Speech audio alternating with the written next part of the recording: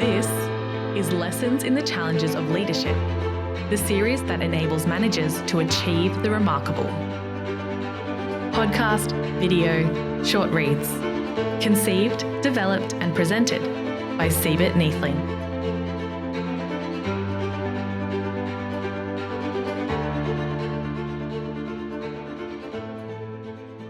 The last manager I ever had, before starting my own business, had a great fondness for profound statements.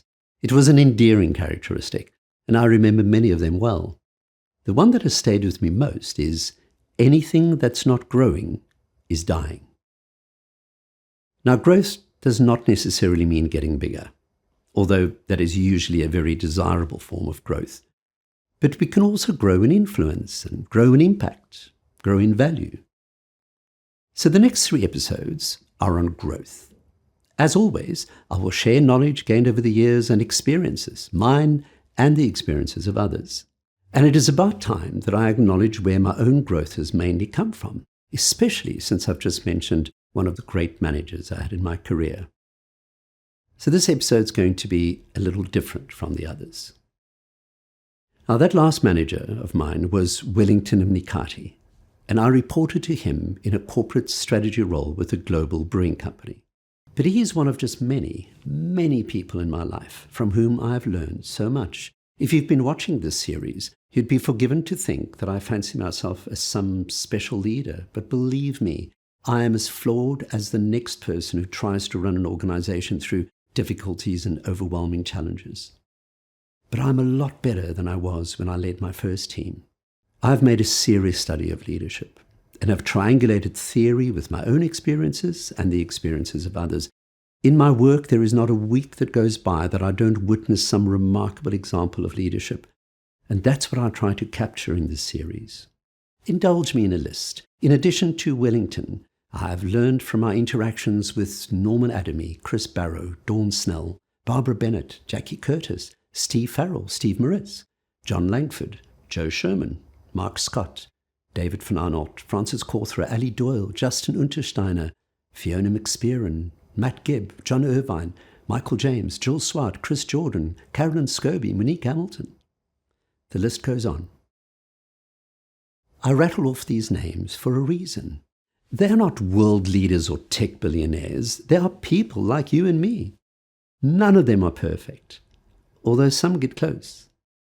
But I have taken something from each one of them.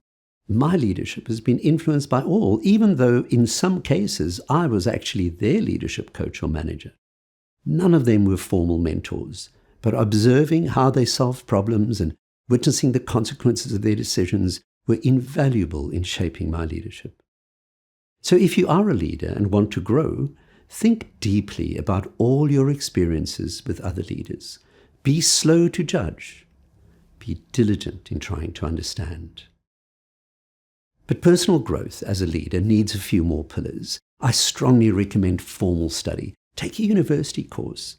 It was so rewarding for me when I went back to university in my late 40s and was able to apply well-researched theory to so many of the experiences I've had as leader. If you don't want to do a full degree, any reputable university would have part-time programs in leadership or management disciplines or behavior science. It is not about the piece of paper at the end of it. It is the depth of insight that comes from serious academic pursuit. And also learn informally. There are a lot of simplistic podcasts and inane management literature out there, but now and then there is something brilliant, and it doesn't have to be about leadership directly. Susan Cain's Quiet, Daniel Kahneman's Thinking Fast and Slow, Pinker's The Better Angels of Our Nature, Anderson's The Long Tail. But you should read the classic text as well, Machiavelli's The Prince, Sun Tzu's The Art of War.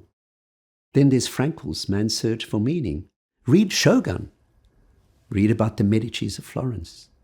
And to be honest, I learned more about people by reading Shakespeare, especially King Lear, than from years of studying psychology. So standing here in my own library, it can all look and sound very intimidating, but I have had a head start on most of you. I'm driven by awe. There is so much incredible wisdom out there. I remember as an undergraduate standing in the university library and looking at the rows upon rows of books And I realized that even if I were to read a book every week of my life, I would still only be able to finish one of the many rows in my lifetime.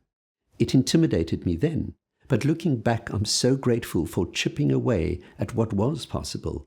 I've grown so much thanks to the recorded wisdom of others. So observing others, formal study, informal study, and then there's doing. Learn by doing. You are good at a lot of software, right? You can create a PowerPoint presentation, build a spreadsheet. If you're anything like me, most of your learning has been from trying things out. In leadership, you have to learn through experience as well. Good corporates often give their talented young managers a range of experiences. If you want to build a leadership career, you should try to experience running small teams, large teams, specialist teams. Try to gain experience in various functions. Work in head office and in regional office. If possible, work in another country. But make sure you learn from every experience. And what you should really hope for is problems. You will learn more from managing that difficult employee who knows everything but who is checked out than from leading the star employee. Seek the difficult assignments early in your career. Take over troubled teams. I always tell ambitious leaders that you don't want to follow Nelson Mandela. You want to follow someone who messed up. Turning around a problem team is great experience. And practice the difficult parts of leadership. Practice having performance discussions. It is never easy, but the more you have them, the better it gets. I sometimes think that leadership experience is a bit like owning a Ferrari. When you really need one, when you're young and fabulous, you can't afford it. And when you can afford it, you look ridiculous in it.